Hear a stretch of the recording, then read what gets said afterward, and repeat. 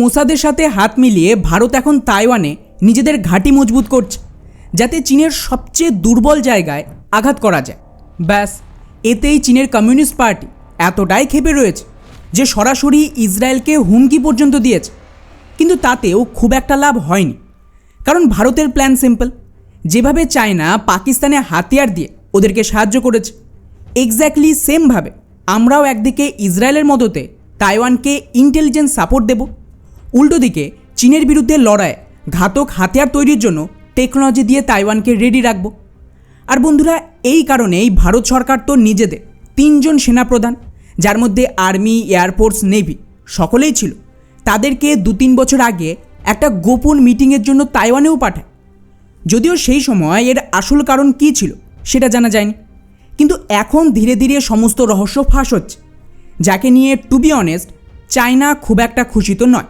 Specially এখন যেহেতু Israel খোলাখুলি ভারতের সাথে এখানে হাত মিলিয়ে তাইওয়ানে গুটি সাজাচ্ছে, সেটা কিন্তু চীনের রাতের ঘুম ছুটিয়ে দিয়েছে। কিন্তু এখন প্রশ্ন দাঁড়াচ্ছে যে চায়না ভারতের শত্রু, তাই ভারত যদি তাইওয়ানে নিজেদের গুটি সাজায় সেটা মানা যায়, তবে ইসরায়েল ভারতকে এখানে কেন সাহায্য করবে? আর আমরা যতদূর জানি চায়না তো ইসরায়েলের সবচেয়ে বড় ট্রেডিং পার্টনার। এমন অবস্থায় ওরা কি ভারতকে সাহায্য করবে? ওয়েল, একটা কথা তো শুনেই থাকবে যে শত্রু আমাদের বন্ধু হয়। ইসরায়েলের ক্ষেত্রেও এটাই হয়েছে। হ্যাঁ, এটা সত্যি যে ইসরায়েল আর চায়নার মধ্যে ট্রেড অনেক বেশি হয়, এমনকি ভারতের চেয়েও অনেক বেশি। কিন্তু ইসরায়েল ট্রেড নয়, বরং নিজের সুরক্ষাকে সবচেয়ে বেশি গুরুত্ব দেয়। যার আওতায় এই খবরটা দেখুন, যেখানে রিসেন্টলি একটা রিপোর্ট আসে যে চায়না বহু বছর ধরে গোপনে ইরানকে সহযোগিতা করছিল ইসরায়েলের বিরুদ্ধে, স্পেশালি মসাদকে কাউন্টার করতে। হ্যাঁ, সেটা আলাদা বিষয় যে এতে চায়না খুব একটা সফল হয়নি, কারণ মোসাদ চীনের থেকেও বড় খেলাড়ি। কিন্তু গত বছর থেকেই ইসরায়েলের প্রাইম মিনিস্টার খোলাখুলি চীনের নাম করে ওদেরকে হুমকি দিয়েছিল যে চায়না আমাদের জন্য একটা নতুন থ্রেট হয়ে দাঁড়িয়েছে। আর নেতানিয়াহু যখন কোনো দেশের বিরুদ্ধে কথা বলেছে, তাহলে ধরে নিন ওরা তাদের বিরুদ্ধে অ্যাকশান নেবে। আর স্বাভাবিকভাবেই চীনের সবচেয়ে বড় বিরোধী কে? ভারত। ভারতের জন্য চায়না যেমন আমেরিকার বিরুদ্ধে একটা পার্টনার, তেমনি আবার সবচেয়ে বড় শত্রুদের মধ্যেও পড়ে। তাই ইসরায়েল তার পুরনো মিত্র ভারতের সাথে মিলেই চীনকে টক্কর দিতে শুরু করে। কীভাবে? ওয়েল, এই সব কিছু শুরু হয় আজ থেকে 3 বছর আগে, যখন একটা উড়ো খবর আসে যে ভারতের 3 সেনার রিটায়ার্ড চিফ হঠাৎ করেই তাইওয়ানে পৌঁছে গেছে এবং ওখানে তাইওয়ানের উচ্চপদস্থ কর্মকর্তা আর নেতাদের সাথে বন্ধ দরজায় বেশ কিছু মিটিং করে। এখন স্বাভাবিকভাবেই এটা মানা অসম্ভব যে এগুলো ওনাদের ব্যক্তিগত ভিজিট ছিল। স্পেশালি সেই সময় এয়ারফোর্সের চিফ আরকেশ ভাদোরিয়াও এর অংশ ছিলেন, যিনি কিন্তু এই মুহূর্তে বিজেপিতে জয়েন করেছে। তো বুঝতেই পারছেন সরকারের নির্দেশে তাইওয়ানে কোনো প্ল্যান হচ্ছিল। এখন কী পরিকল্পনা হয়েছিল তা কেউ জানেন, কিন্তু গত মাসে হঠাৎ করে তাইওয়ানের সরকার একটা বড় খোলাসা করে, যেখানে ওরা দাবি করে ভারত খুবই সিক্রেটলি গত কিছু বছর ধরে তাইওয়ানকে সাহায্য করছিল তাইওয়ানের প্রথম হাইকুন ক্লাসের সাবমেরিন তৈরির জন্য। ব্যাস, এই খবর সামনে আসতে না আসতে চীন এটা বুঝে যায় যে ভারত অ্যাকচুয়ালি কীভাবে চীনকে ঘোল খাওয়াচ্ছিল এত বছর। ভারত বেসিক্যালি তাইওয়ানকে রেডি করছিল সম্ভাব্য চাইনিজ আক্রমণের বিরুদ্ধে পাল্টা জবাব দেওয়ার জন্য। কারণ যদি চীন তাইওয়ান দখল করার চেষ্টা করে, তার মেন ভূমিকায় থাকবে নৌবাহিনী।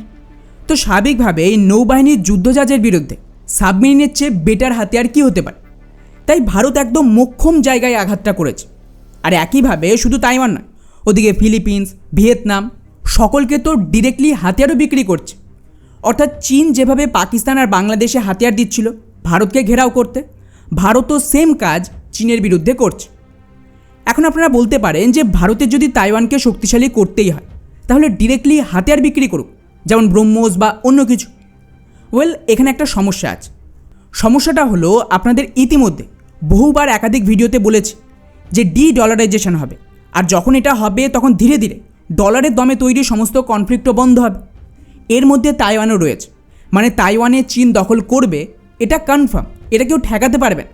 হ্যাঁ, সময় হয়তো 1-2 বছর আগে পরে হতে পারে। তো স্বাভাবিকভাবে যদি আমরা তাইওয়ানকে নিজেদের হাতিয়ার দিই, সেটা চীনের কাছে চলে যাবে তাইওয়ান দখলের পর। তাই ডিরেক্টলি আমাদের হাতিয়ার না দিই তাইওয়ানকেই নিজস্ব হাতিয়ার তৈরিতে ভারত সাহায্য করছে, যাতে কনফ্লিক্টে ম্যাক্সিমাম ড্যামেজ হয় চীনের, আর সাথে চীনকে একটু ব্ল্যাকমেলিংও করা যায়। কিন্তু এর মধ্যে ইসরায়েল এলো কোথা থেকে? দাঁড়ান, এবারে তো আসল খেলা শুরু হবে। যেমনটা আমি বললাম যে তাইওয়ান চীনের দখলে যাবে, এটা কনফার্ম, কারণ তাইওয়ানকে আমেরিকা তৈরি করেছিল চীনকে ব্যালেন্স করতে। কিন্তু $1 হলে আর তাইওয়ানের দরকার নেই আমেরিকা, তাই ওরা তাইওয়ানকে স্যাক্রিফাইস করবে।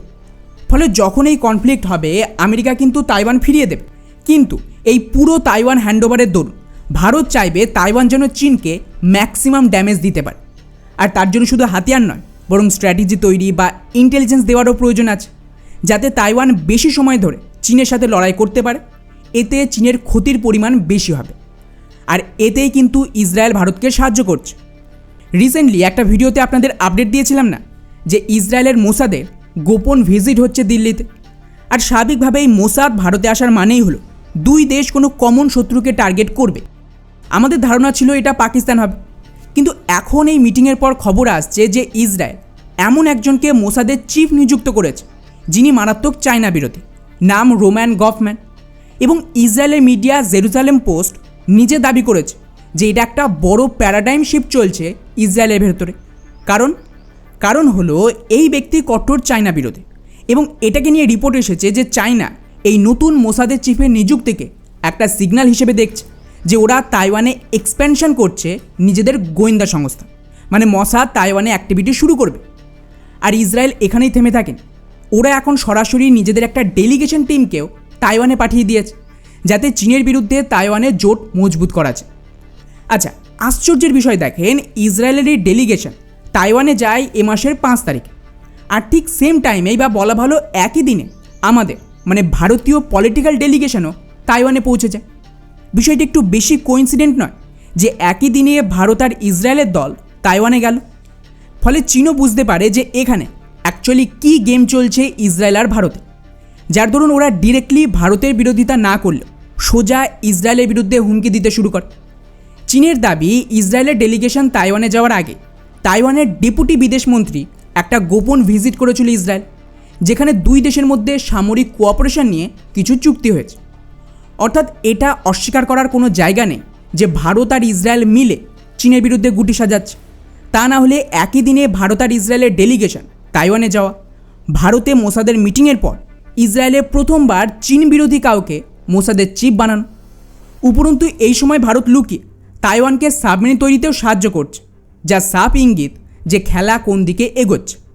তবে হ্যাঁ, এবারে হয়তো আপনাদের মাথায় ডেফিনেটলি একটা প্রশ্ন আসতেই পারে যে ভাই, যদি ইসরায়েলকে চীনের বিরুদ্ধে কিছু করতেই হয় তাহলে আমেরিকার সাহায্য করবে, ভারতের সাথে জোটের তো কোনো প্রয়োজন নেই। ওয়েল, খুব সহজ জবাব, আমেরিকায় কিন্তু গোটা বিশ্বের সমস্ত সমস্যার মূল ওরাই দুপক্ষকে লড়াই করায়। মানে সহজ ভাষায়, যে আমেরিকায় ইসরায়েলকে সাপোর্ট দেয় সেম আমেরিকার ইন্টেলিজেন্স ফান্ড করেছিল হামাস তৈরির জন্য। এটাই তো ডলারকে চালানোর প্রসেস, যাতে দুপক্ষকে লড়াই করানো যায়, যার আওতায় এখন ডলারাইজেশন হতে ইসরায়েল কিন্তু নিজেরাই আমেরিকা থেকে ধীরে ধীরে দূরে সরে আসছে। আর এটা আমার বক্তব্য নয়, বরং ইসরায়েলের প্রাইম মিনিস্টার নিজে বলছে যে আমরা আমেরিকার মিলিটারি এড থেকে এবারে সরে আসব। এখন আপনিই ভাবুন যে আমেরিকা ইসরায়েলকে বাঁচাচ্ছে, ইসরায়েলের জন্য ইরানে যুদ্ধ লড়ছে, ওদের ফ্রি ডলার দেয়, হাতিয়ার দেয়, তার থেকে ইসরায়েল কেন সরে আসবে? এটা শুনে বোকামি মনে হচ্ছে না? কিন্তু না, এর একটাই কারণ, ইসরায়েলে যত অ্যাটাক এত বছরে হয়েছে তাকে আমেরিকা ফান্ড করিয়েছে, এবং আমেরিকায় এই রিজনে ডলারকে চালাতে ইসরায়েলকে ব্যবহার করছিল মুসলিম দেশগুলোর বিরুদ্ধে। তাই আমেরিকা না সরলে এই সমস্ত থামবে না। আর স্বাভাবিকভাবে আমেরিকা ছাড়া কার সাথে ইসরায়েল জোট করবে? একমাত্র ভারত। তো সেটা এখানে দেখা যাচ্ছে, ইসরায়েল ভারতের জন্য কাজ করবে, এবং যেখানে যেখানে আমাদের প্রয়োজন ইসরায়েল আমাদের পাশে দাঁড়াবে। তো আশা করি এখানে পুরো বিষয়টা বোঝাতে পেরেছি যে কিভাবে ভারত আর ইসরায়েল এখন চীনের বিরুদ্ধে জোট করতে শুরু করেছে।